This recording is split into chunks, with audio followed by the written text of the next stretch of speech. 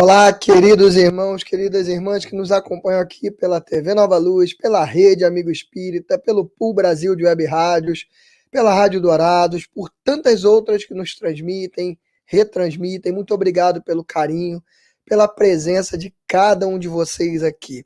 Hoje eu trago uma colega minha lá da Rede Amigo Espírita, nossa querida irmã Larissa Chaves. Já bota a Larissa aqui na tela, equipe técnica. Nossa querida Larissa é natural de Salvador, da Bahia, mas está morando aqui pertinho da minha casa, aqui em São Gonçalo. É uma cidade bem próxima aqui da cidade do Rio de Janeiro. Pouco tempo, menos de uma hora, alguns lugares de São Gonçalo a gente consegue chegar se estiver sem trânsito, então é bem próximo mesmo. Tem canal no YouTube, faz palestras para tudo quanto é canto, trabalha na Rede Amigo Espírita, enfim, é uma trabalhadora do Cristo que veio aqui hoje para poder falar com a gente sobre uma questão que nenhum de nós tem, algo muito difícil da gente ter, é a raiva, né? Ninguém tem mesmo, né? O caminho da raiva, como sair dela.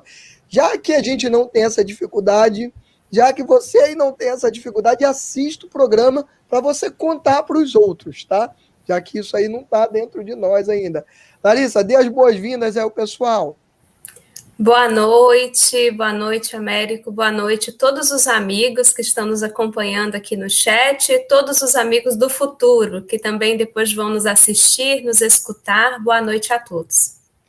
Muito obrigado mesmo, tá, Larissa, por vir. Deixa eu dar as boas-vindas aqui aos irmãos, Gertrudes Oliveira, querido Luiz Romeu e o Cassiano, que estão hoje na equipe técnica aqui conosco, Adnilze Pereira, Larissa, alá, Maria Chaves, Denise de Curitiba. Às vezes a gente vai no automático, né? Rosane Cruz Lira. Larissa, Maria Chaves é sua mãe? É a minha mãe, acompanhando diretamente de Salvador, Bahia. Olha, você já pensou, se nem os nossos pais nos assistissem, seria uma lástima, né? Ainda bem que eles assistem. Não, aí ia ser difícil.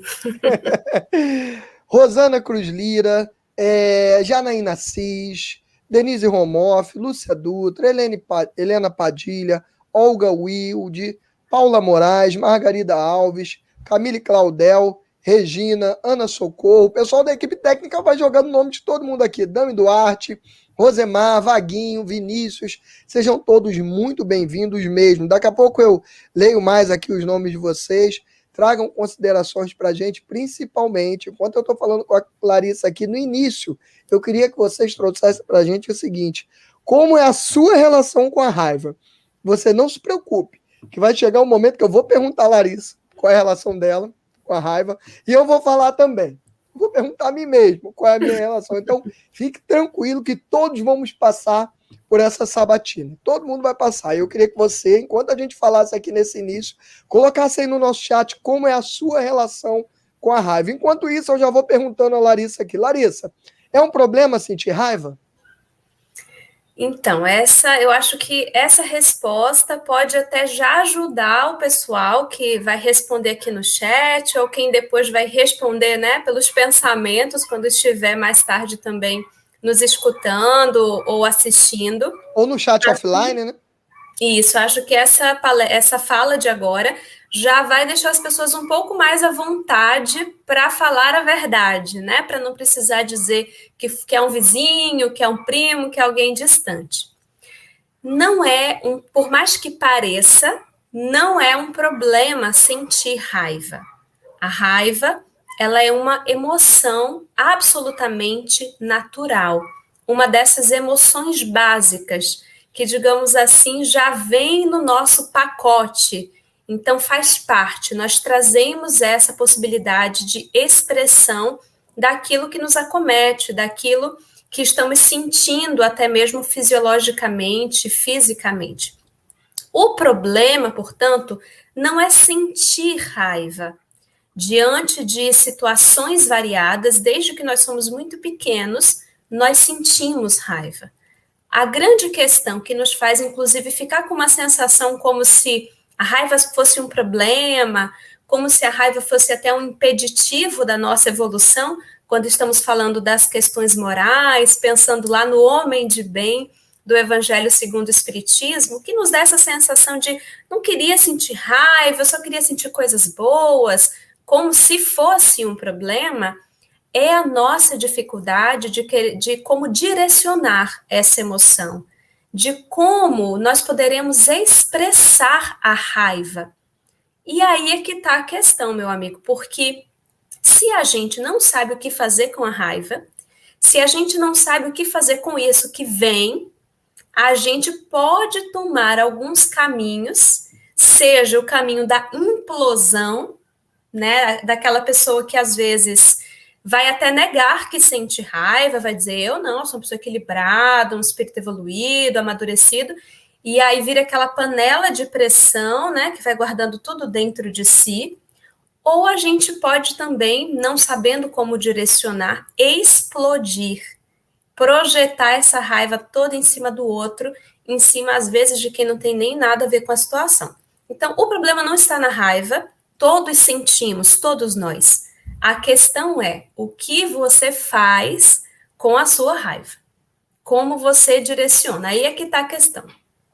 Larissa, para o pessoal se sentir bem em casa, tá? E assim, para ter um momento saia justa no programa também, que isso é legal, né? O pessoal gosta disso, eu também gosto, tá? Fico feliz. Então, talvez você não esteja esperando, mas como você tem lidado com a raiva? Sim, olha, eu não queria nem falar de como eu estou lidando hoje, porque hoje eu acho que até já está melhor. Eu prefiro até começar essa história de como eu lidava com a raiva. Como eu disse, todos sentimos raiva. Então, obviamente, eu sinto, sempre senti e continuarei sentindo, né? Faz parte. Mas por muito tempo eu não reconhecia essa raiva. Desde criança eu sempre fui escutando aquelas frases. Olha, Larissa, como ela é tão boazinha. Minha mãe está aqui testemunha até, meu padrasto está aqui também, podem dizer, como eu sempre escutei isso mesmo. Podem dar esse testemunho. Então eu escutava, que boazinha, Larissa calminha, Larissa equilibrada.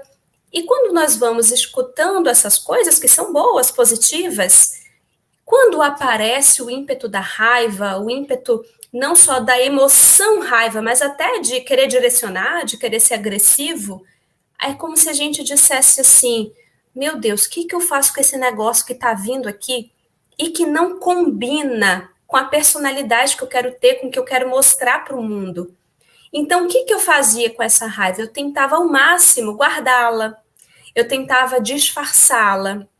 Às vezes eu podia estar com muita raiva e tá até expresso na minha fisionomia que eu estava com raiva e eu não admitia. Eu dizia, eu não estou com raiva, você que deve estar com raiva, eu estou ótima, eu estou equilibrada. Então, eu construía uma máscara de equilíbrio e eu tentava me convencer a qualquer custo de que eu não sentia aquilo, de que aquilo não era uma questão minha, de que eu era uma pessoa realmente que não passava por essas coisas. Só os outros, os desequilibrados, os estourados, esses outros aí passavam. Eu não passava por isso. E após, a minha área de formação é psicologia, e vocês devem saber que os psicólogos são os que mais necessitam de terapia, né? A gente aprende isso já na faculdade. Então, no processo terapêutico, a minha terapeuta sempre perguntava, Américo, Larissa, mas o que você faz com a sua raiva? Eu dizia, não sei, eu não sinto raiva. Como é que eu vou saber o que eu faço se eu nem sinto raiva? E ali é que eu fui descobrindo gradativamente que sim, eu tinha raiva. E que o que eu costumava fazer com a raiva era engolir a raiva. E aí eu tinha muita dor no estômago, porque toda energia, toda emoção que a gente não consegue expressar, que a gente não consegue colocar para fora de alguma forma, e às vezes esse colocar para fora não é agredir o outro, jogar no outro, não, é encontrar uma forma de canalizar isso. Isso fica com a gente. E a gente pode, inclusive, criar sintomas e adoecer. Eu tenho histórico de muito problema no estômago, muita dor no estômago, que era essa raiva, essas coisas não digeridas, que eu tinha que me convencer de que eu não sentia, então ficava tudo comigo, tudo comigo. E à medida que eu fui encontrando um espaço para expressar isso, eu fui conseguindo descobrir outras formas de lidar com a raiva, que não só ir camuflando e botando embaixo do tapete, mas até de falar para outra pessoa, isso aqui está me incomodando, Américo, você está pisando no meu pé, olha, isso aqui não dá, isso aqui eu não gosto, isso aqui para mim é o meu limite, às vezes até de escrever, tem coisa que não dá para a gente dizer para outra pessoa, porque vai magoá-la, e a gente pode se arrepender, mas nada impede que a gente pegue um papel, coloca aquilo tudo ali que você queria falar que não é bonito, que não é admirável, que não é agradável, mas você consegue expressar, achar um lugar seguro, que às vezes é um caderno, mesmo que depois você rasgue tudo e jogue fora, mas para que você não fique caminhando com aquilo. E que às vezes você lendo, você até fala assim, realmente não dá para eu falar isso aqui para a pessoa, não, tá pesado. Então você sai da reatividade, que é o que muitas vezes a raiva nos conduz a um comportamento impensado, do qual poderemos nos arrepender. E se a gente vai se acostumando a criar outros caminhos mais seguros, né, mais gentis para lidar com a nossa raiva, nem a gente implode, nem explode. Porque se a gente não faz esse treino, Américo, o que acontece é que a parte do nosso cérebro que é acionada no momento da raiva é a parte de luta ou fuga. Quem tem o perfil mais da fuga pode botar isso para dentro. Quem tem o perfil mais da luta parte muitas vezes para a agressividade. E o que a gente precisa fazer para encontrar um caminho melhor para a raiva? Conseguir dar alguns segundos ao nosso cérebro para que a nossa parte mais racional do nosso neocórtex consiga entrar em ação, para que a gente saia do cérebro primitivo e que a gente consiga, às vezes, com uma aguinha, com uma respiração que a gente faz, você fala assim, calma, se eu fizer isso, se eu disser isso, existirão consequências. Tem o dia seguinte, tem a ressaca moral do que eu vou dizer, do que eu vou fazer. Mas para isso a gente precisa primeiro reconhecer que sente raiva. Reconhecer que talvez a forma que a gente está direcionando a nossa raiva está agredindo, está magoando, ou está nos agredindo, nos magoando. Larissa, o pessoal está respondendo aqui. Nessa parte eu vou fazer sem ler os nomes. Algumas pessoas falando aqui, olha, a raiva vira e mexe comigo. Outros irmãos falando, já fiquei com muita raiva. Outros, sou muito impaciente, infelizmente fico com raiva facilmente. Depois eu vou te perguntar isso, Larissa. Aliás, vamos até parar aqui para perguntar. Existem algumas, vamos dizer assim, características ou dificuldades de formação do eu que acabam potencializando a capacidade de sentir ou de guardar ou de transformar a raiva em agressividade? Conforme o nosso... Quando a gente está na infância, a gente fala em temperamento. E depois, quando a gente vai tendo já uma consolidação desse temperamento que a gente traz e que a gente sabe que tem também um arcabouço espiritual das outras existências. Na psicologia vai se falar só da genética, mas a gente sabe que o componente genético, na verdade, é determinado por esse arcabouço espiritual. Isso vai, digamos que isso vai entrar num caldeirão que vai misturar cultura, que vai misturar a própria formação familiar, educativa, todas essas influências vão se misturar, vão conversar com esse temperamento que a criança já traz. E que é isso que vai formar a personalidade. Todos os temperamentos vão sentir raiva, como vão sentir as demais emoções. A questão é que alguns temperamentos têm sim uma característica, poderíamos dizer uma tendência, uma predisposição à reatividade, que é o que a gente... É uma das formas de lidar com a raiva, né? Existem temperamentos que, diante da raiva, vão se defender da seguinte forma: eu sou superior a isso, eu não vou me rebaixar, bater boca com esse pessoal, e vai mais para o lugar do orgulho, às vezes para o lugar daquele silêncio orgulhoso, mas a raiva está ali. A pessoa está se defendendo da raiva através do orgulho. Isso é um temperamento, isso é uma tendência. Existem personalidades, inclusive aquelas mais racionais, que se defendem dessa forma. Existem outras pessoas que têm uma tendência maior a se vitimizar, a sentir aquela raiva e aquilo acionar, às vezes, uma insegurança, um medo. E aí essa pessoa, às vezes, vai mais para o campo do choro, né, do drama. É um dos campos daquelas pessoas mais emocionais, com uma tendência mais ao sentimento. E existem outras pessoas que são aquelas que reconhecidamente a gente identifica essa reatividade ou até uma agressividade, que são pessoas, isso desde criança a gente vai percebendo isso no temperamento, que são pessoas com características de liderança, com características, muitas vezes, de uma persistência, de uma determinação, que a gente chamaria de tipo poder. Então, essa forma de temperamento, que depois vai gerar uma personalidade com essas características, é aquela pessoa que com mais frequência a gente vê reagindo às situações. E por isso é como se a raiva aparecesse no plano de frente. Isso não quer dizer que as outras personalidades ou os outros temperamentos não apresentem a raiva, mas é como se ela se disfarçasse. Se disfarçasse muitas vezes do orgulho, se disfarçasse pelo drama, mas há uma raiva. Quantas vezes a gente não vê uma pessoa que, assim, ela não grita, ela não esbraveja, então você acha que ela não está com raiva, mas às vezes o tom que ela está falando uma coisa educadamente, você capta, tem uma raiva ali. Tem uma coisa ali que é a raiva, mas está camuflada, está disfarçada. Então, as pessoas que têm uma tendência mais a essa coisa do bateu, levou, do dar resposta na lata, são pessoas que a gente vê a raiva mais claramente. Mas, em verdade, todos nós temos algo a trabalhar em relação à raiva, porque todos sentimos, e pela própria desaprovação da cultura, é comum que a gente tente esconder da gente mesmo que sente raiva e fique botando outras coisas para substituir, ou fique dizendo que foi o outro, que a culpa é do outro, que o outro que está com raiva, que a gente não está.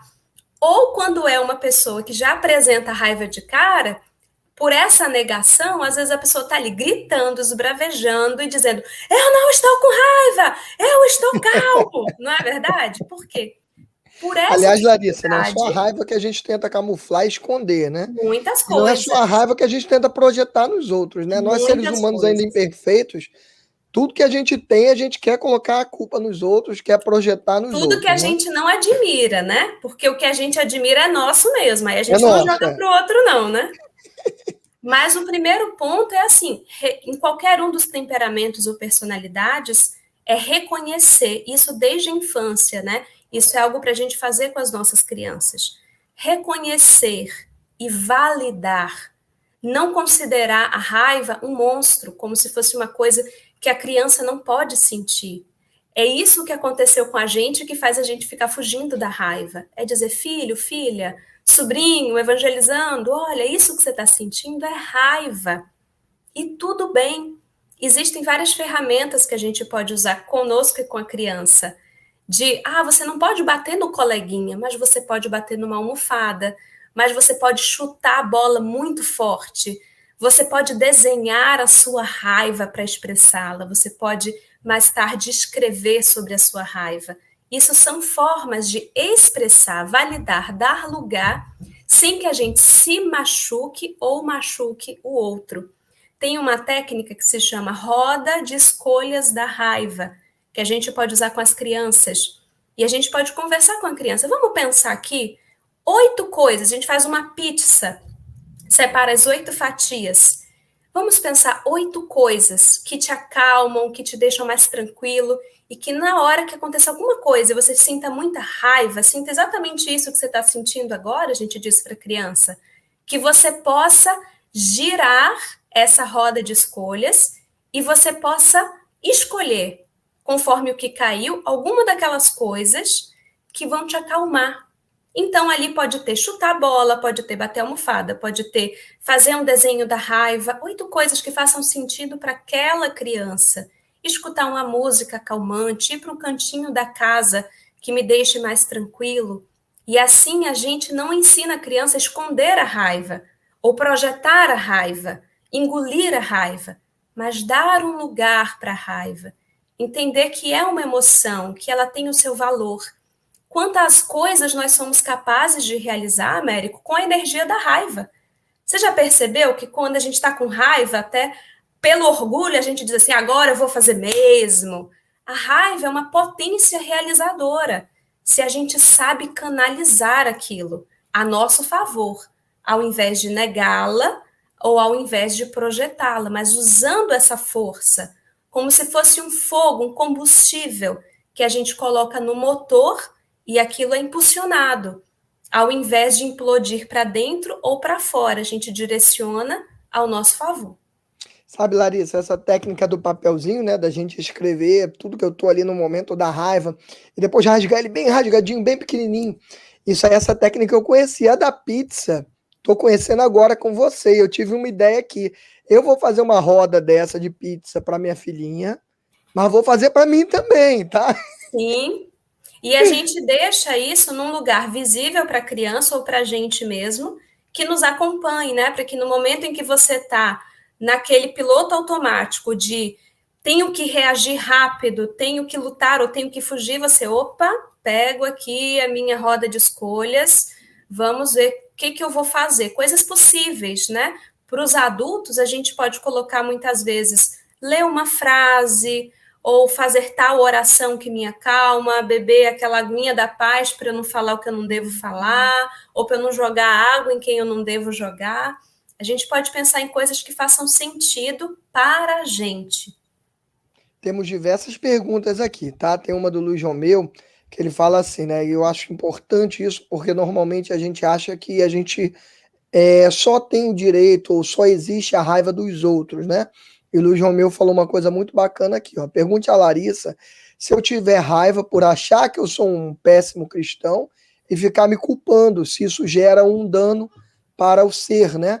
Porque muitas das vezes a gente acha que a raiva é somente dos outros, dos atos que os outros fazem. Mas é bem comum, né, nós sentirmos raiva daquilo que nós mesmos fazemos. Aliás, eu vejo isso no dia a dia, né? Muitas pessoas que algumas vezes sentem mais raiva dos seus próprios erros ali, daquilo que faz e que não gosta, até do que dos outros, né? Antes até de você responder, Larissa, eu achei muito bacana que você falou da questão da reação, né? Porque a reação a gente tem que sempre fugir dela, que é como se eu pegasse a chave da minha vida e entregasse para os outros, né? Eu gosto sempre de usar essa metáfora. Quem vive reagindo é como se não tivesse uma vida própria, porque aí se o outro faz alguma coisa assim, eu reajo aquilo. Se faz assado, eu reajo assim. E aí é como se todos os meus atos, tudo aquilo que eu vivo, ficasse em função de um outro. Eu falasse para o outro: olha, você comanda a minha vida agora. O que eu vou fazer, o que eu vou pensar, o que eu vou sentir, depende de você. Esses dias eu estava lendo um livro até de psicologia e vi uma coisa bastante interessante, que é a questão de doar sem esperar, de se doar sem esperar a retribuição. E a gente sempre aprende isso no Espiritismo, que doar-se sem esperar a retribuição é o ideal para um cristão. E eu vi isso sob a ótica da psicologia, eu achei fantástico. Porque quando eu dou esperando a retribuição, além de eu não estar fazendo a caridade verdadeira, ou seja, eu não estou legal ali com o evangelho, eu também estou fazendo isso. Eu estou colocando a chave da minha felicidade nas mãos de alguém. Se eu dou e aguardo a retribuição, eu só vou ficar feliz se a pessoa retribuir. Porque se ela não retribuir e ela for ingrato ou alguma coisa, eu me sinto frustrado, com raiva e etc. Ou seja, a minha felicidade não depende do meu ato de doar-me. A minha felicidade não está dependendo daquilo que eu faço ou daquilo que eu penso, e sim de como aquela outra pessoa vai se portar frente ao que eu faço. E a gente está pegando, então, a chave da nossa vida. O carro é como se a gente comprasse aquele carro que a gente sempre sonhou e falasse assim, ó, no dia da gente ir lá, pegar nas concessionárias, a gente juntou durante anos para comprar. Na hora da gente pegar, a gente fala, não, dirige você, vou ficar olhando você dirigir. Essa é a nossa vida. Vamos pegar o volante da nossa vida e começar a pilotar e não deixar nas mãos dos outros. Fala pra gente, Larissa. Primeiro, se eu tiver falado besteira, você fala, tá? E fala também a resposta a essa questão aí de como lidar com a raiva de nós mesmos, né? Que foi a pergunta do nosso querido Luiz Romeu. O que acontece, né, em relação a essa pergunta do Luiz Romeu, de quando nós ficamos na culpa, é que isso nos paralisa, né? O principal dano é que a gente, ao invés de avançar, a gente fica rodando na culpa, fica estagnado na culpa, cristalizado na culpa. Imaginemos Saulo de Tarso, o perseguidor de cristãos. o que foi ali o responsável pelo martírio de Estevão, primeiro cristão martirizado. A gente pode ler isso lá em Atos dos Apóstolos, e a gente pode também ler o belíssimo livro Pela Mediunidade de Chico, do nosso querido Emmanuel. Prepare-se para chorar, do início ao fim. Vai chorar. Agora imaginemos o seguinte, imagina Saulo, quando está lá na estrada de Damasco, que estava indo em busca de Ananias, com lá o negócio lá direitinho lá dos sacerdotes, dos sumos sacerdotes, para pegar Ananias, porque ele estava com o quê? Com muita raiva, porque a amada dele, Abigail, havia falecido, e na cabeça dele a culpa era toda do Ananias, que colocou um monte de caraminhola desse negócio de seguir carpinteiro na cabeça dela. Uma das forças, uma das emoções que a gente percebe na personalidade de Saulo de Tarso mais presentes era a raiva. Ele era muito movido pela raiva. Muita coisa que ele fazia era com base na raiva, o supermotor da vida dele.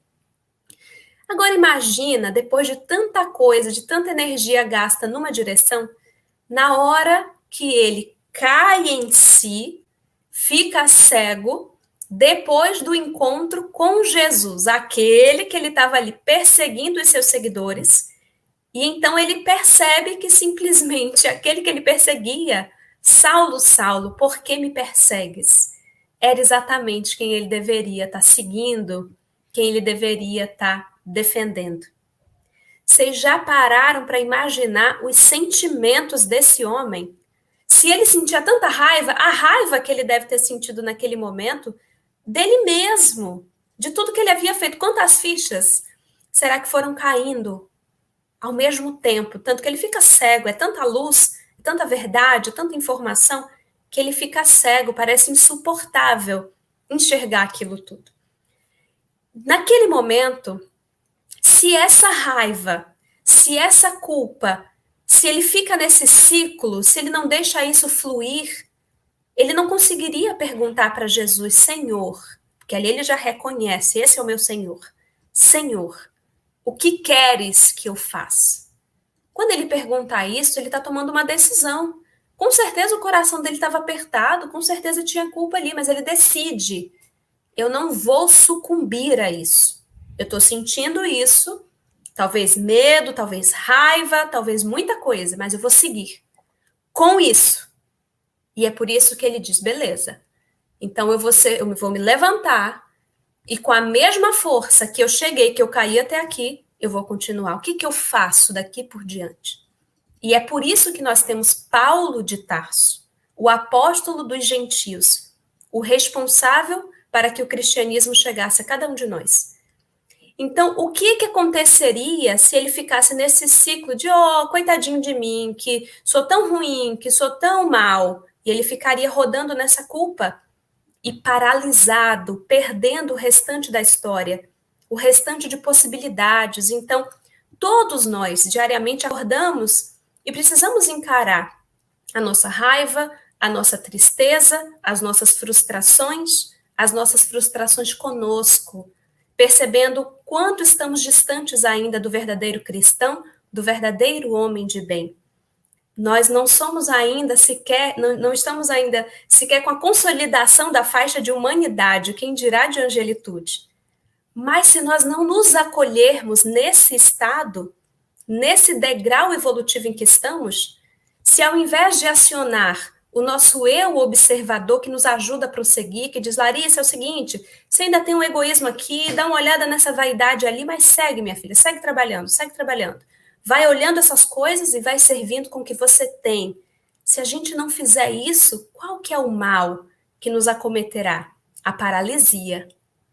Deixar de fazer o que já temos condições de fazer. Disse o próprio Chico Xavier, se eu esperasse até hoje, estar pronto, estar em melhores condições para começar, eu ainda não teria começado. Então, todas essas pessoas que em pequenas ou grandes tarefas realizam algo na família, no trabalho, no voluntariado, na exposição, na divulgação, são pessoas que conseguem, mesmo vulneráveis, imperfeitas, mesmo enxergando suas culpas, seus erros, fazer como Paulo fez. Levantar e falar, medo, insegurança, raiva, culpa, vamos todos juntos, mas eu não vou ficar parado. eu vou seguir. Porque se a gente não faz isso, a gente fica estagnado e desperdiça essa preciosidade que é o tempo que nós temos aqui na Terra. Aliás, Larissa, nos centros espíritas, né, isso aí é o fator que mais impede a gente ou dificulta de conseguirmos trabalhadores, né? Porque todo mundo que a gente vai pedir para trabalhar, vamos dizer assim, a desculpa número um, e não entendo que seja uma desculpa externa, a pessoa realmente se enxerga daquela forma, não é algo que ela está fingindo, mas a primeira coisa que vem é sempre aquela fala: ah, eu sou muito imperfeito, quem sou eu para trabalhar na doutrina espírita? Eu sempre costumo falar, você ser imperfeito é a pessoa que tem que trabalhar para poder ver se melhora um pouquinho, como eu, como a Larissa, como todos nós. Então, realmente, se a gente fica nesse clima de querer se culpar e achar que eu não sou ninguém, isso de fato paralisa. A gente vê isso em tudo quanto é área, né? Pessoas achando-se incapazes de fazer alguma coisa e por se acharem incapazes não fazem, e por não fazerem, nunca se capacitam. Porque é no meio daquela turbulência de fazer é que eu vou me capacitando. Com os meus erros, eles vão diminuindo e eu vou acertando mais, etc. E aos pouquinhos a gente vai. Ana Cláudia Marino, ela faz uma pergunta para você, Larissa. Ela fala assim: a rebeldia pode ser ocasionada pela raiva? Com certeza. É uma das formas mais comuns, né, de direcionamento. Porque, assim, a raiva é a emoção. A raiva é o que vem, é aquele calor, é aquele coração batendo forte, aquela vontade de resolver a situação, de fugir da situação, de partir para cima da situação. São essas sensações fisiológicas mesmo, das quais nós somos acometidos. O que fazer com isso são outros 500. A rebeldia é um desses caminhos. Algumas pessoas começam a chorar diante da raiva, ficam paralisadas e choram desesperadamente. Outras pessoas partem para cima. A rebeldia tem a ver, é como se fosse uma das formas de mostrar ao outro que você está incomodado, que você está com raiva. Então eu faço o contrário. Eu vou contra o sistema, eu vou contra o sistema familiar, eu vou contra o que a minha mãe e o meu pai me ensinaram para mostrar, olha aqui, ó, demarcar. Olha aqui que eu não concordo. Olha aqui que eu tô com raiva disso. Olha aqui que eu não aceito isso. É como se fosse uma passagem ao ato. Tem a emoção e tem o que fazemos com a emoção. Quando a gente quer, digamos, encenar, mostrar, demarcar o incômodo e a raiva, uma das formas é a rebeldia. Larissa, essa é uma das formas. É a forma mais adequada ou é uma forma que nós, pouco a pouco, devemos tentar substituir por outras mais adequadas? Com certeza. É um dos caminhos que existem. Do mesmo jeito que agredir uma pessoa é um caminho que existe. Não quer dizer que é o caminho mais adequado, né? Se nós, especialmente para cada um de nós que está aqui numa live espírita. Agora, aparentemente, silenciar, aguentar tudo, tem cara de forma adequada. Por quê? Porque não agride o outro, mas também não é uma forma adequada. Então, eu diria Larissa, que se... deixa eu só te interromper, porque tem um irmão nosso que é o Vinícius Pereira, que ele fala exatamente isso aí. Então, até para o nosso irmão saber que nada é por um acaso, né? Foi exatamente quando você estava falando, eu estava lendo aqui o que ele colocou. Ele fala: às vezes eu fico com raiva contida, não exteriorizo, mas grito intimamente. Não cultivo mágoa, é um entendimento dele, né? Melhorei muito com o estudo da doutrina e tudo mais. Então, talvez seja bom comentar isso aí do nosso irmão. Porque, assim, socialmente, culturalmente, a gente já sabe, praticamente todo mundo sabe, que você agredir o outro, que você bater na pessoa, até nos nossos filhos, que você agredir verbalmente, humilhar, que são formas, são caminhos existentes de exteriorização da raiva. Nós sabemos, praticamente todo mundo na nossa cultura sabe, mesmo que não faça, mas tem notícias de que não é o caminho mais adequado. Só que o que me chama a atenção é que um caminho como esse que o Vinícius acabou de citar é um caminho que a gente acha legal. É um caminho que socialmente, culturalmente, até como pais, a gente acha que tá tudo certo. Então, assim, se o meu filho não quebrou nada na casa, não se rebelou e tá simplesmente no quarto dele, recolhido, lidando com aquilo sozinho, a gente pensa, Tá tudo certo, bom garoto. Só que não. Só que há um sofrimento ali. Há alguém que não sabe o que fazer com a sua raiva e que está naquele processo de implosão, tanto quanto alguém que está na rebeldia, que está na passagem ao ato. E existem muitos e muitos jovens lidando com essa raiva por esse caminho e que fazem tentativas, atos suicidas, exatamente porque não sabem o que fazer, porque não tem espaço, às vezes, entre a própria família, mesmo que a família ache que está dando espaço, às vezes o jovem não consegue se autorizar, não consegue expressar, não consegue colocar para fora e nem sempre consegue fazer o que o Vinícius disse que faz, que é fazer uma oração, se acalmar, nem todos conseguem. Nem todos sabem utilizar esse recurso e ficam com essa dor interna, silenciada e que passa bem despercebida. Por quê? Porque não está machucando ninguém, não está agredindo ninguém, não está quebrando nada. Então parece que está tudo ok, parece que é equilibrado, parece que é bonzinho e está sofrendo. É por isso que eu volto a dizer, é importante que desde a infância a gente valide. A primeira coisa em relação a qualquer sentimento não é julgar o que sentimos ou que as nossas crianças sentem. Se a criança disse que sente inveja, se a criança disse, ou se o que ela te contou tem cara de inveja, ao invés de recriminar, abra um espaço para que ela coloque aquilo para fora, para que ela expresse e converse com ela, para que ao invés de construir um muro que separa vocês na comunicação, você construa uma ponte, para que ela consiga mostrar para você não só a parte admirável, a parte bonitinha, a parte que você se orgulha, mas aquilo que ela trouxe para trabalhar. As dificuldades que, enquanto espírito milenar, ela trouxe na bagagem. E que você assumiu a tarefa de ajudar esse espírito a lidar com isso. Mas se a gente passa o tempo inteiro a mensagem para os nossos filhos de não quero ver isso não é bonito. Ele também não sabe o que fazer com isso. Ele vai colocando embaixo do tapete. É por isso que se a gente está expressando a nossa raiva, seja se machucando, se agredindo, aguentando tudo dentro de si, ou machucando o outro, que é através da rebeldia, através da agressividade, a gente vai precisar encontrar um espaço de falar sobre isso, de expressar isso. E aí eu volto aos recursos. Escrever sobre isso, fazer às vezes uma atividade física, um esporte, para que você consiga colocar aquilo para fora, canalizar essa energia, sem que ela venha destrambelhadamente para fora ou para dentro. Ó, Larissa, eu encontrei uma maneira muito legal, sabe? Que eu queria falar aqui. O pessoal vai achar que eu sou meio doido, sabe? Mas não tem muito problema, não. Todas as vezes que eu sentia raiva, eu agredia, né? Como você falou, a minha história de. E eu prometi ao pessoal que eu ia falar isso, né?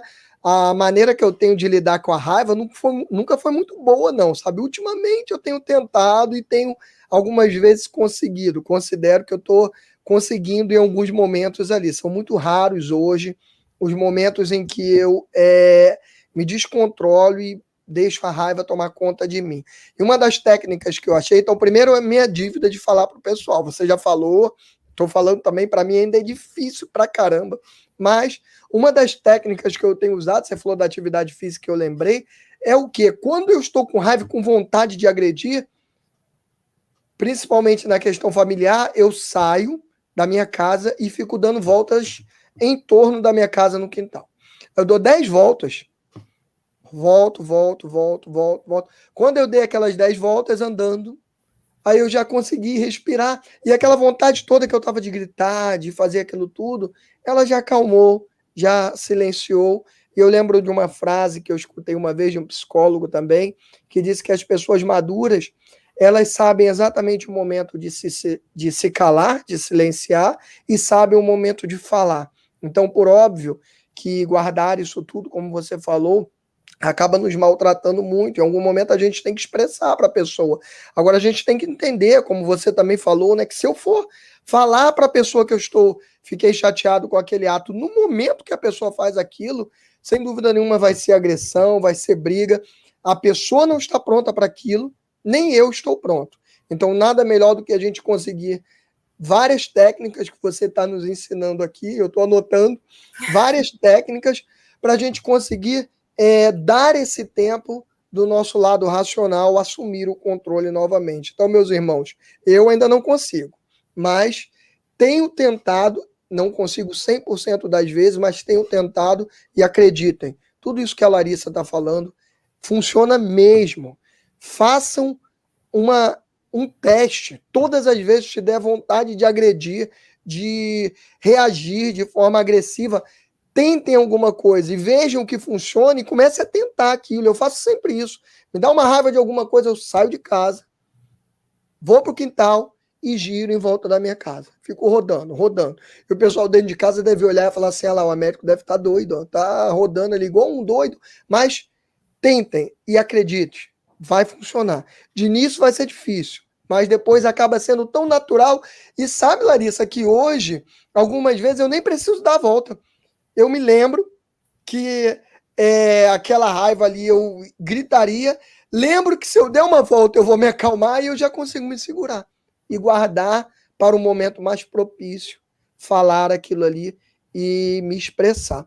Tem uma questão muito bacana também, Larissa, que eu queria que você, se você puder expressar aqui para a gente seu conhecimento, a sua opinião, que não dá para a gente fugir disso, né? Por óbvio que nós aprendemos no Espiritismo, aprendemos também, quando a gente estuda um pouquinho da psicologia, que a principal pessoa que a gente tem que tratar somos nós, né? Temos que ir fazer a terapia, isso é muito comum, né? A gente vai fazer a terapia para os outros, né? Para falar dos outros. Então, primeiro somos nós, ver os nossos defeitos, ver tudo. Mas não podemos fugir também disso que o nosso irmão Daniel está falando aqui. Eu queria saber se dá espaço para você falar isso. Ele diz assim: boa noite, Américo, Larissa. Lidar com familiares diretos ou paralelos que mostram pouco humor, colegas de trabalho quase sempre irritadiços, qual a melhor atitude de inversão ao clima de paz? Porque de fato acontece, né, Larissa? Não dá para a gente também imaginar que a gente vai ver nossos erros e que não tem erro nos outros. Acontece da gente ter pessoas, às vezes, ali na nossa sala de trabalho que está o tempo todo irritado, gritando, falando mal dos outros, etc. Como lidar com isso, Larissa? Eu diria que o melhor caminho, meu amigo Américo, meu amigo Daniel, é respeitar a forma de ser do outro. Respeitar o direito do outro de ser ou estar irritadiço, ou ser um colega de trabalho mal-humorado. Porque quando a gente deposita essa expectativa de mudar o ambiente de trabalho, de ajudar o outro a ser menos irritadiço ou ser de tal forma, é como se nós tivéssemos esse poder nas nossas mãos. Nós não temos esse poder nas nossas mãos.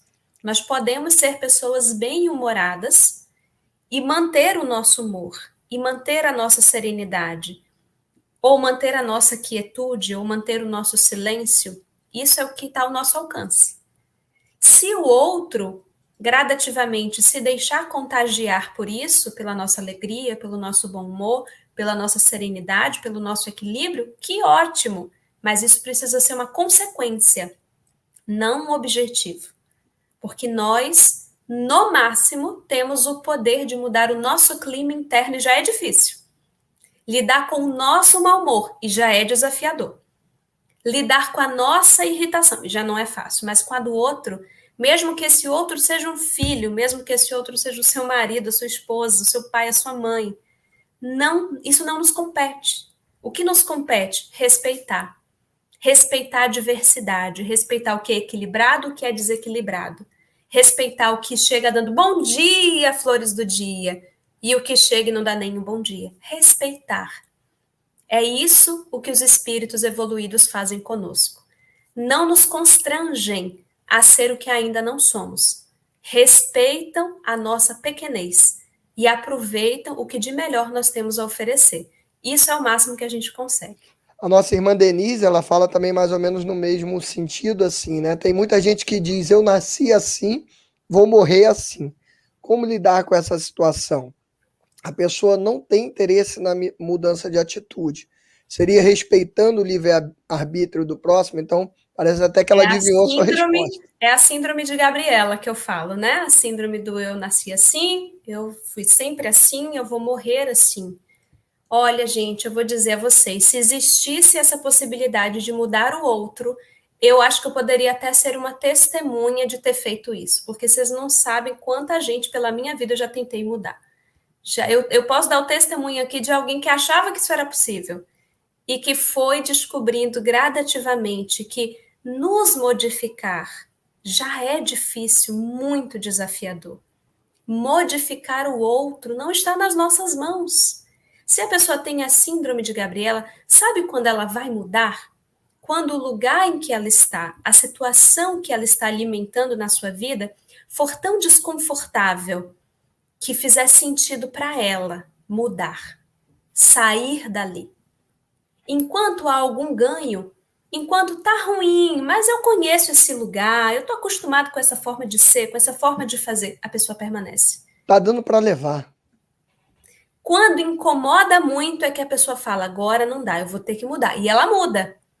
E às vezes ela pega esse motor e quando a gente olha lá, ó, passou e a gente tá ali gastando toda a nossa energia para mudar o outro. Quando na hora que ele tiver essa experiência, ele vai mudar. Ele vai se modificar. Na hora que a dor fazer assim, toque, toque, toque, vim fazer uma visita. Aí você vai falar, meu Deus, mas isso que eu falei 300 vezes que a pessoa podia mudar, ela não mudou e agora de repente a pessoa mudou. Porque vocês já pararam para imaginar o nosso anjo da guarda? O que ele tenta de nos inspirar? De dizer, Larissa, minha filha, você está tentando esse caminho há 30 reencarnações, minha queridinha. Tenta esse outro aqui. Aí eu tento mesmo. Aquele mesmo que eu caio toda hora. E o que nosso anjo da guarda faz? Respeita. Inspira. Então, não quer dizer que a gente vai dizer, ó, se vira, tô nem aí pra você. Não, você pode aconselhar se alguém que tem abertura para isso, né? Que a relação tem essa abertura. Mas é aconselhar, é buscar auxiliar, sabendo que o outro tem o direito de não fazer o que você acha que é a solução da vida dele. Que o outro tem o direito de fazer as suas escolhas, como nós temos feito as nossas.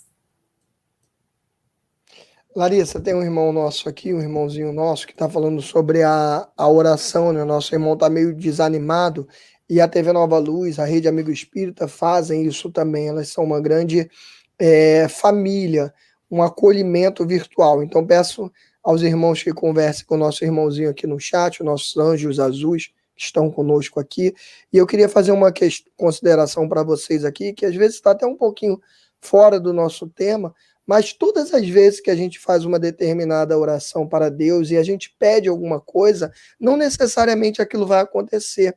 Primeiro, porque nós não sabemos exatamente o que nós precisamos. E segundo, porque nós não sabemos os débitos que a gente tem, as coisas que nós ainda precisamos passar. Então, se tudo aquilo que eu pedisse fosse atendido, seria como aquele pai que não sabe educar o filho. Porque se o filho pede tudo, e o pai, tudo que ele pede, ele dá, chega um determinado momento que o filho não aprende a ter limites, não consegue ser educado. Então, Deus, que sabe tudo, muito mais do que nós que somos pais aqui da terra e erramos o tempo todo, Deus sabe exatamente o que a gente precisa e a gente não pode desanimar. É óbvio que isso não pode nos deixar desanimar de fazer as nossas orações, de seguir no nosso caminho dentro da religião que a gente tem abraçado, que a gente perca a nossa fé, não. Que a gente continue a nossa fé cada vez mais forte. E algumas vezes a gente pede para não acontecer alguma coisa e acontece, mas a gente não sabe, muitas das vezes, o que estava programado para acontecer na nossa vida. Pode ser que se nós não estivéssemos naquele caminho do bem, das boas ações, da fé fortalecida e da oração, tivesse acontecido algo muito mais terrível. E muitas das vezes aquilo ali foi amenizado. Eu me recordo e eu queria contar uma história muito rápida aqui, sem tomar o preciosíssimo tempo da Clarissa com essa questão, mas eu entendo que é importante nesse momento, a todos vocês que estão nos assistindo, eu frequentava um centro espírita, que eu só frequentava, falo no passado, por conta da pandemia, porque eu não saí do centro, mas deixei de frequentar porque parou por conta da pandemia, e nesse centro havia um médium, um dos mais dedicados, ele trabalhava muito, muito, muito. E aí, ele saindo do centro espírita, na saída, quando eu cheguei lá, essa história já acontecia no centro. O centro é muito antigo e eu ouvi isso dos irmãos mais antigos. E na saída do centro, ele foi alvejado por uma bala perdida que atravessou a porta do carro dele, bateu no banco, ricocheteou e parou nas nádegas dele. Ele foi correndo para o hospital, fez ali a extração, tudo mais, e foi para casa. É óbvio que aquilo ali causou inflamação, causou uma série de problemas, mas ele não morreu nem nada. E aí aquele irmão, então, começou a ficar meio triste e tudo mais, até que veio uma mensagem na casa espírita, através do guia da casa, dizendo para ele que ele tinha na programação dele de receber um tiro na cabeça e ficar com uma sequela gravíssima. Mas como ele estava trabalhando demais, foi dada essa permissão de só ser aquele tiro ali. Então, veio o recado e falou, ó, que trabalha mais, deixa de lamentação, porque a coisa poderia ser muito pior. Então, meus irmãos, não desanimem. Se você pedir alguma coisa e às vezes é assim mesmo, parece que a vida só está dando pancada na gente e a gente tem vontade, como o nosso irmão acabou de falar aqui, de desistir, de entregar os pontos, não desista. Porque quanto mais a gente é provado, mais a gente fortalece a nossa fé e mais a gente cresce. Como a Larissa falou muito bem agora há pouco, é justamente nesses momentos que a gente consegue superar aquilo ali, ó, voar. Às vezes a dificuldade vem para isso, para nos dar um estalo e falar, ó, algo precisa ser verificado na nossa vida. Então, em vez de a gente ficar com raiva, vamos fazer essa análise e ver o que eu ainda preciso melhorar, o que eu tenho melhorado, o que está indo no bom caminho para a gente poder conseguir seguir adiante. Não desistam, não desanimem, não percam a fé, não se entreguem, porque sem dúvida nenhuma, quando a gente está no bom caminho, no caminho da oração, no caminho das boas ações, em um momento algum a gente vai ser atendido. Fiquem tranquilos que isso vai acontecer, não é verdade, Larissa? Seremos atendidos sempre, não necessariamente no que pedimos, mas Da no que forma que nós pedimos, né? precisamos para crescer. Porque a gente não está aqui na Terra para ser atendido no que a gente deseja. A gente não está aqui na Terra para pedir a Deus prosperidade, para pedir a Deus que os nossos amores fiquem conosco o quanto nós queremos. O objetivo da nossa passagem pela Terra, que é uma passagem, é crescimento, aprendizado, progresso. Então, seremos atendidos no que for o melhor para o nosso crescimento, para o nosso aprendizado, para o nosso progresso. Ainda que a gente não compreenda agora, porque não temos todas as variáveis da situação, se nós acreditarmos que Deus é bom e justo o tempo todo, seremos capazes de aceitar aquilo que ainda não compreendemos, mas que um dia compreenderemos. Larissa, minha querida, nossa Ana Maria Santos fala assim, e quando a raiva, Larissa, passa a prejudicar consideravelmente o outro, o que fazer? Depende.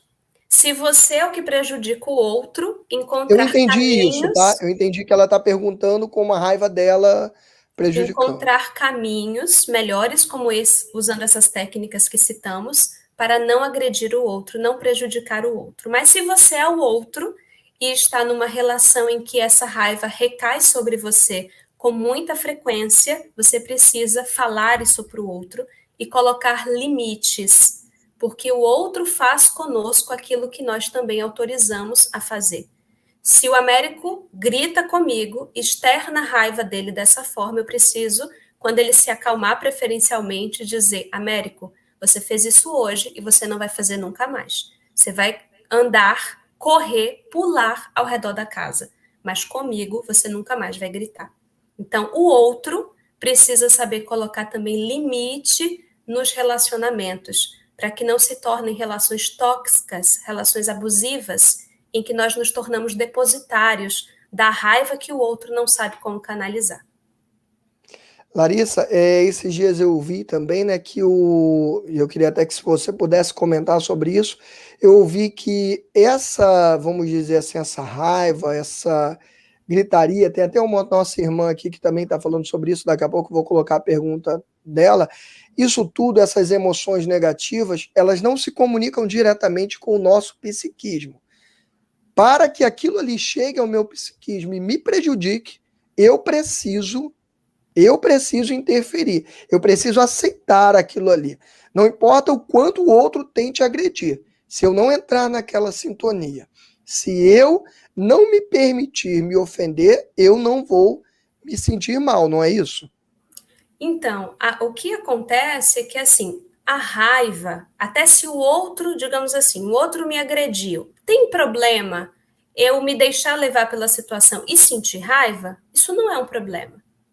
Porque, inclusive, quando a gente cria, é como se a gente bloqueasse, anestesiasse o que a gente está sentindo, às vezes até com o objetivo de não ser afetado, muitas vezes a gente está negando emoções e sentimentos que estão ali para ser expressas. Então eu considero que o caminho mais seguro não é bloquear, porque a raiva, ainda que seja considerada uma emoção negativa, ela tem o seu valor.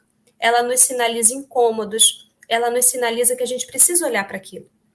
Agora, eu posso escolher o que eu vou fazer com aquilo, como eu vou direcionar aquilo.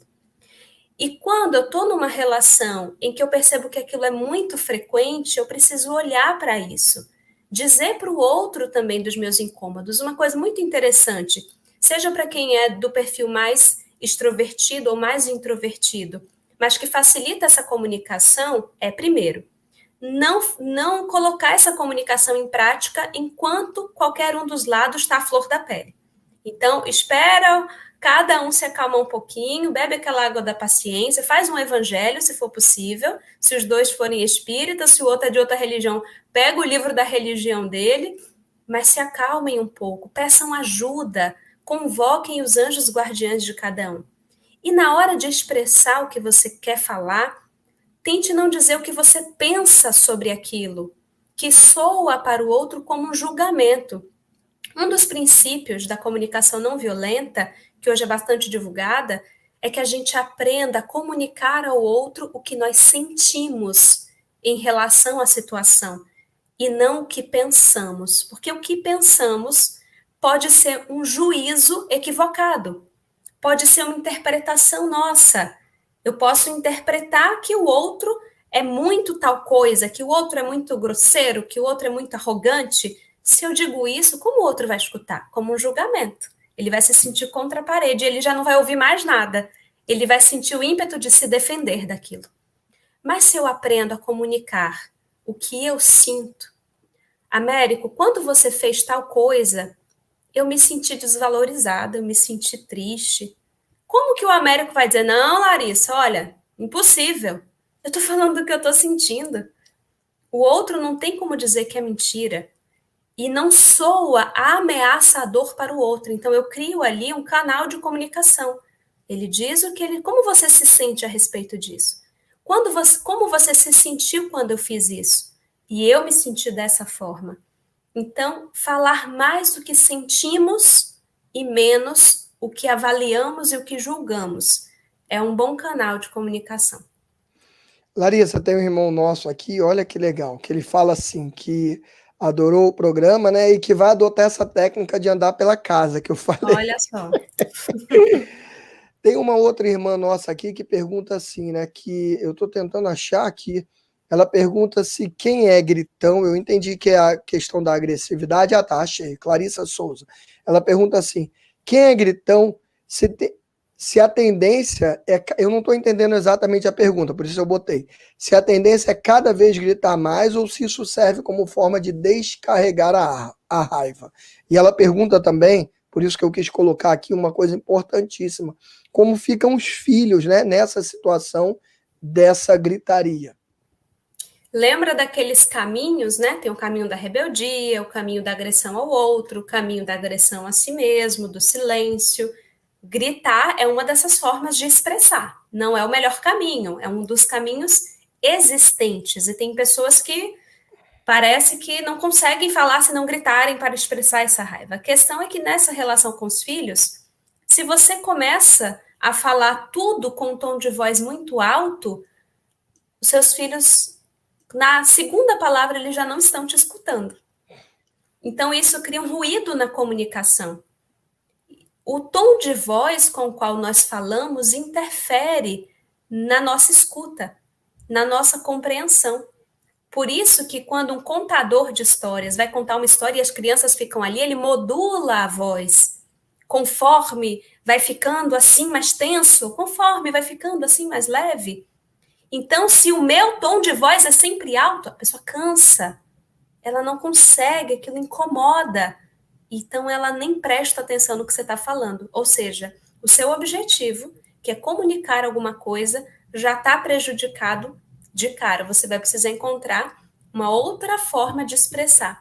Talvez deixar para conversar quando você já tivesse acalmado um pouquinho, não na hora da raiva. Larissa, assim que você falou aquela questão da raiva, né, da gritaria e tudo mais, que a nossa irmã perguntou, você falou, né, se somos nós que gritamos, aí vem todas essas considerações das técnicas para nós tentarmos não fazer isso, para nós nos segurarmos. E você falou, se alguém que está gritando comigo, por óbvio que a gente não pode falar naquele momento, mas a gente aguarda um tempo e informa a pessoa, olha, não vai mais gritar comigo.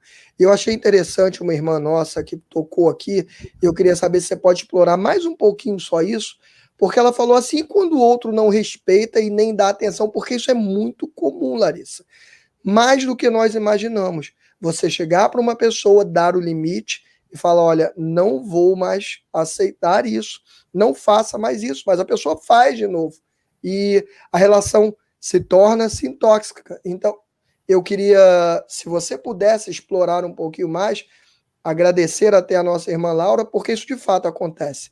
E quando você faz isso, explica o limite, espera o momento adequado, porque por óbvio, se você naquela hora da gritaria gritar também, falar que não quer, não vai adiantar de nada, mas imagine que se faça tudo correto, fale como você falou, e ainda assim, como a Laura falou, e quando o outro não respeita o limite, não dá nenhuma atenção para isso. Aí vai depender de qual a nossa relação com esse outro. Porque essa mesma frase pode se aplicar a um professor diante dos seus alunos, pode se aplicar a uma mãe ou um pai diante dos seus filhos, que são relações hierarquicamente diferentes, em que essa pessoa que não está sendo respeitada vai precisar colocar limites claros e dar avisos. Se você fizer isso, vai acontecer aquilo, consequências em relação ao processo educativo, para que isso realmente não se repita e para que essa pessoa encontre limites na vida, para que essa pessoa seja um cidadão na vida, esses limites e essas consequências precisam ser muito claros, precisam ser avisados. Mas essa frase pode se aplicar também a outros relacionamentos, relacionamentos profissionais, relacionamentos horizontais, de marido, mulher, relacionamento de amizade. E aí, nesses casos, a gente vai precisar analisar como está estabelecido o padrão desse relacionamento. Porque em quaisquer casos, a gente vai precisar se perguntar, qual é o meu limite mesmo? Até onde eu estou disposto a ceder? E onde eu não vou ceder? Onde eu vou precisar pensar, inclusive, se essa relação será mantida, seja ela qual for, ou não.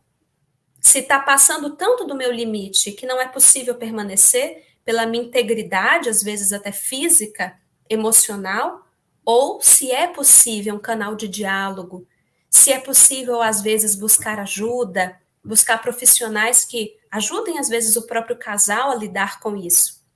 Mas eu, primeiro, preciso saber qual o meu limite, até onde eu estou disposto a ir, até onde eu posso aguentar. Esse limite já foi ultrapassado, eu quero continuar tentando, eu preciso estabelecer isso, comunicar ao outro, para saber então o que fazer. Larissa, eu acho que esse assunto ainda tem muito para a gente conversar e eu sempre faço isso ao vivo, acabou o nosso tempo, mas essa saia justa é uma que eu sempre faço. Tem que perguntar ao vivo, que é para a pessoa não negar. Você topa voltar aqui para a gente fazer a parte 2?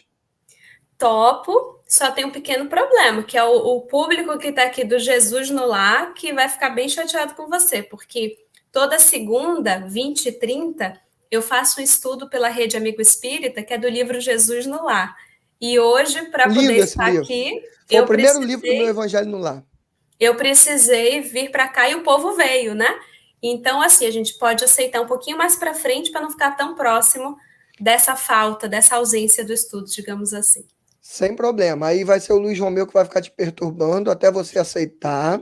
E você já falou aqui que vai aceitar ao vivo, então a gente só vai respeitar esse tempinho aí. Tem também o pessoal todo programado, não teria como também ser muito rápido, porque a gente tem uma programação já para frente, para esse mês e o outro, então teria que ser mais para frente, mas eu adoraria, não sei o que o pessoal acha, o pessoal tá todo mundo dizendo aqui que também, com certeza a Larissa volta, o pessoal batendo palma, perfeito, fique por aqui. Bom, todo mundo está querendo, eu também, e ao vivo você não tem como dizer não, por isso que é bacana.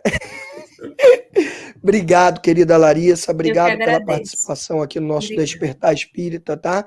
Foram maravilhosos os comentários, adorei as técnicas, algumas delas prometo que vou adotar, vou fazer a pizza aqui em casa para poder colocar ali as coisas que eu tenho que fazer. Uma delas eu vou botar ali, né? Na roda eu vou botar, andar em volta da casa, que é que eu tenho feito. Então, e vou jogar tudo na pizza para a gente poder... o pessoal da equipe técnica está colocando aqui. Inclusive, olha, na minha pizza, porque eu tenho a minha também, existe lá, ó, comer pizza. É uma coisa assim que me ajuda muito na raiva. Só que eu tento não usar com tanta frequência essa técnica. Se usar com tanta frequência vai dar outro problema. Muito obrigado, Larissa, um beijo no coração, muito obrigado a cada um de vocês que participou do nosso Despertar Espírita, perdoem-nos, porque eu acabei de olhar aqui que hoje a gente extrapolou demais o horário, passamos demais, perdoe mesmo, 1000 perdões, mas o pessoal foi perguntando, eu fui querendo colocar as perguntas para a Larissa, adorei a forma que a Larissa estava passando e tratando o tema, me empolguei, e acabamos passando. Então, um beijo no coração de cada um de vocês e até segunda que vem em mais um Despertar Espírita. Até lá. A TV Nova Luz apresenta sua programação diária. Reflexões às 9 horas. Encontro com Jesus às 12h23. Oração pelo planeta às 18h30. Acompanhe nossa programação. Inscreva-se em nossas redes sociais e participe da TV Nova Luz.